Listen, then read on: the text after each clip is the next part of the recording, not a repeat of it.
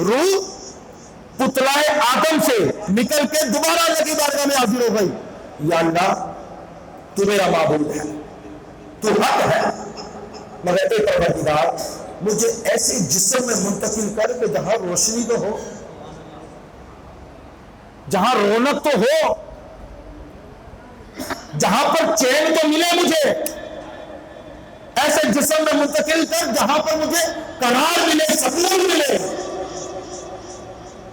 اللہ تعالیٰ نے قرب خاص میں جو نور مصطفیٰ تھا اپنے حکم سے اس نور کو آدم علیہ السلام کے پیشانی میں منتقل کر دیا۔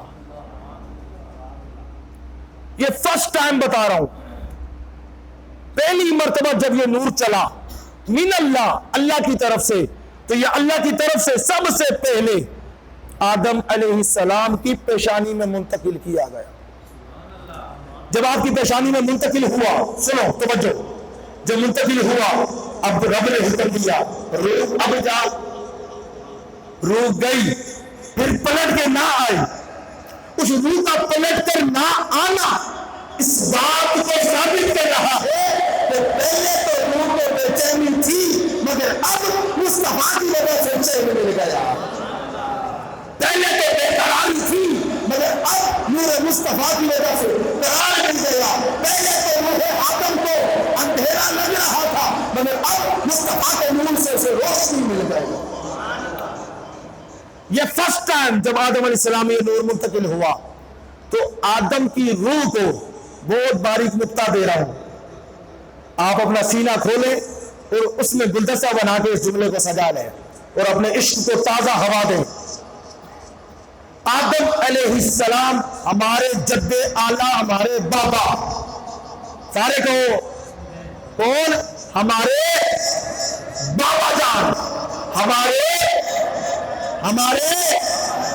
بابا جان، ہمارے بابا جان کی روح کو مصطفیٰ کے بغیر چین نہ آوے تو اس کے بیٹے کو مصطفیٰ کی محفل کے بغیر چین کیسے آئے گا یارو؟ اس آدم کی اولاد کو مصطفیٰ کی میلاد کے بغیر چین کیسے آئے گا؟ مصطفیٰ کی نعت خوانی کے بغیر اس آدم کی اولاد کو چین کیسے آئے گا؟ جب ہمارے بابا جان کی روح کو مصطفیٰ کے بغیر چین نہ ملے تو اس بابا کی اولاد کو بھی چین نہیں مل سکتا۔ اور اسی نور کو پاک پشتوں سے پھر منتقل کیا گیا۔ اب میں اگر یہ پشتے بتانا شروع کروں تو یہ 2 گھنٹے کی الگ تقریر تیار ہو جائے گی، مگر میں المختصر یہ پاک نبیوں سے منتقل ہوتا حضرت عبد المطلب میں منتقل ہوا۔ حضرت عبد المطلب رضی اللہ تعالی عنہ سے آپ کے بیٹے عبداللہ میں منتقل ہوا۔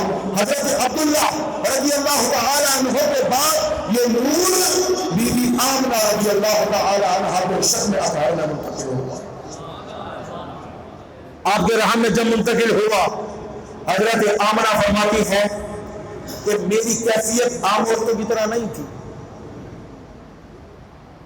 ایک جسم کا لٹک جانا، ایک بوجھ کا محسوس ہونا، ایک درد، ایک تکلیف کا محسوس ہونا، بی بی آمنہ فرماتی ہے روایتوں میں آتا ہے مجھے ایسی کوئی تکلیف نہیں تھی، اور بلکہ میں اپنے جسم کو اور تر و تازہ محسوس کرتی تھی۔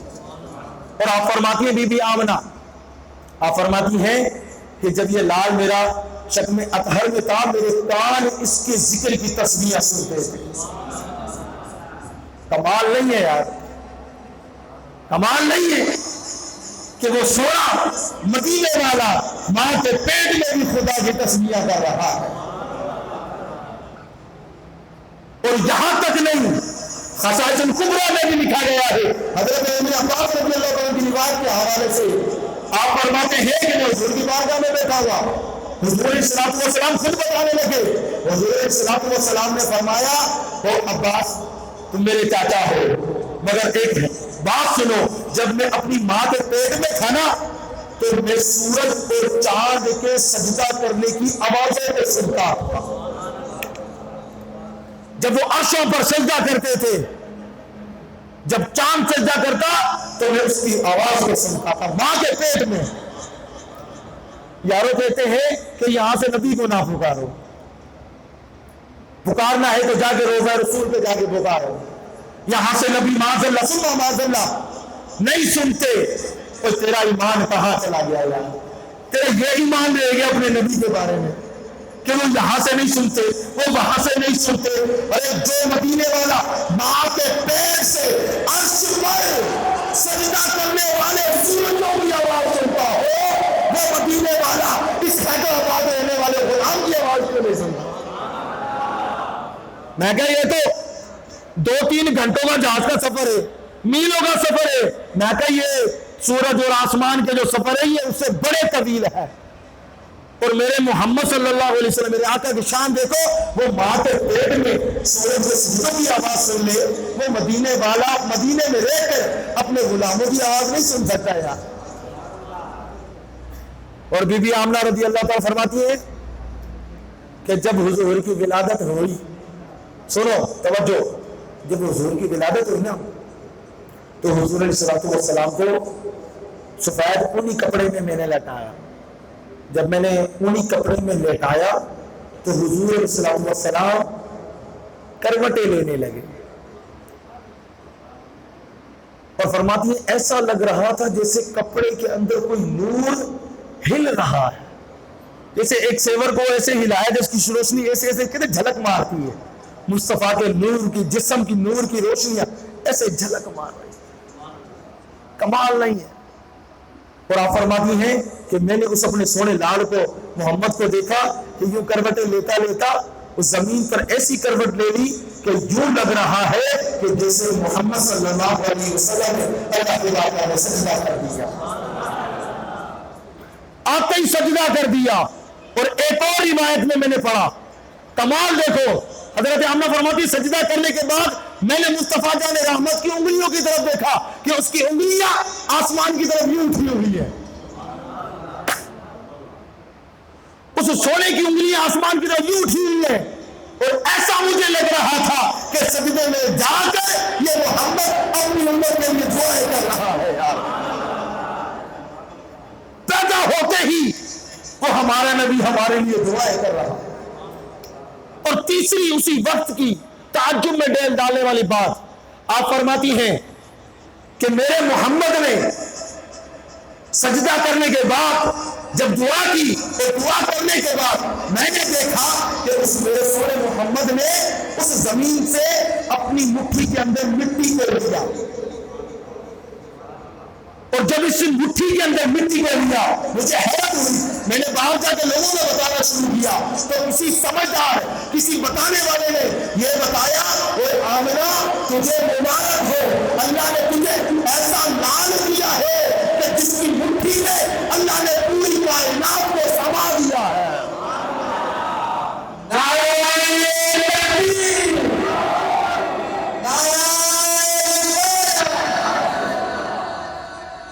ہم نے تجھے مبارک ہو, یہ اس کا مٹی زمین کی مٹھی میں لینا اس بات کی طرف اشارہ ہے کہ یہ پوری کائنات پر قابض ہوگا, اس کی حکومت پوری کائنات پر ہوگی, پوری کائنات اس کی مٹھی میں ہوگی. اور دیکھنے والوں نے پھر وہ جلوے دیکھے بھی, دیکھنے والوں نے وہ جلوے دیکھے. اور فرش پر تو حکومت تھی, عرش پر بھی ایسی حکومت کہ حضرت علی کی اثر چلے گئی تو علی کو غم نہ ہونے دیا, غمگین نہ ہونے دیا, مایوس نہ ہونے دیا. اس علی کے لیے اپنے اشارے سے سورج کو نکال کے دکھا دیا, سورج کو ہی پلٹ کے دکھا دیا. حضرت عباس رضی اللہ تعالیٰ کی روایت میں کیا فرماتے ہیں, یا رسول اللہ جب آپ جھولے میں تھے تو فرشتے آپ کا جھولا جھلاتے تھے, اور میری آنکھوں نے حضرت عباس فرماتے میری آنکھوں نے یہ منظر دیکھا کہ فرشتے جب جھولا جھلاتے آپ کی نگاہیں آسمانوں کی طرف ہوتی, آپ کی آنکھوں سے نور نکلتا. اور یا رسول اللہ میں نے یہ منظر دیکھا کہ آپ جب جھولے میں ہوتے آپ کی آنکھیں آسمان کی طرف ہوتی, چاند بھی آپ کے جلوے دیکھ رہا ہوتا, اور پھر آپ اس چاند کی طرف انگلیاں اٹھاتے, یوں کرتے تو چاند 2 ٹکڑے ہوتا, یوں کرتے تو چاند جڑ جایا کرتا. یہ حکومت نہیں ہے تو کیا ہے؟ یہ عرشوں پر حکومت نہیں. فرمایا محبوبہ زمانے سارے رب فرمایا محبوبہ زمانے سارے فرش والے دیوانے سارے فرش والے دیوانے سارے تیرے میں. یہ میرے سے نبی کمال والے نبی. اور بی بی آمنہ فرماتی ہیں حضور کی ولادت کے وقت میں نے روایت پڑھی, آپ فرماتی ہیں مجھے غیب سے آواز آئی. جب حضور کی ولادت ہوئی نا مجھے غیب سے آواز آئی, اے آمنہ اپنے گھر کی کھڑکیاں اور دروازے بند کر. آپ فرماتی ہیں کہ میں نے غیب کی آواز سن کر اپنے دروازے اور کھڑکیاں بند کر لیے اور اپنی جھونپڑی کو میں نے اندھیرے میں کر دیا, اور میری آنکھوں نے فرماتی ہے میری آنکھوں نے یہ منظر دیکھا کہ میری چھت کھلی ہے.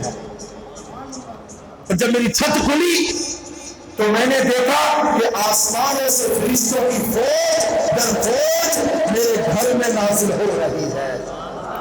اور میں نے یہ منظر دیکھا, فرماتی ہے میں نے یہ منظر دیکھا میرا سونا نور کی طرح چمک رہا تھا اپنی کپڑے پر, اور یہ فوجیں یہ نورانی فوجیں میرے محبوب سوئے میرے نام کے علم میں جمع ہوتی, درود بھی پڑھتی اور سلام پڑھتی. پھر یہ ایک فوج آتی, دوسری فوج آتی, پھر وہ آتی, پھر تیسری آتی. یہ 3 دن تک میرے مصطفیٰ کی زیارت کا سلسلہ چلتا رہا. میرے عشق کے الفاظ یہ میں کوئی کتابوں میں نہیں, میں اپنی طرف سے اس روایت کے بعد اپنے عشق کے الفاظ بیان کر رہا ہوں, توجہ رکھیے گا. جب اللہ نے حضور کو قرب خاص میں نور بنا کے رکھا, نورانی حالت میں رکھا, تو اس قرب میں اللہ تعالیٰ کے فرشتے تو محبوب کے جلوے نہیں دیکھ سکتے تھے نا, نہیں دیکھ سکتے تھے. کیوں؟ کیونکہ فرشتوں کا جو سردار جبریل امین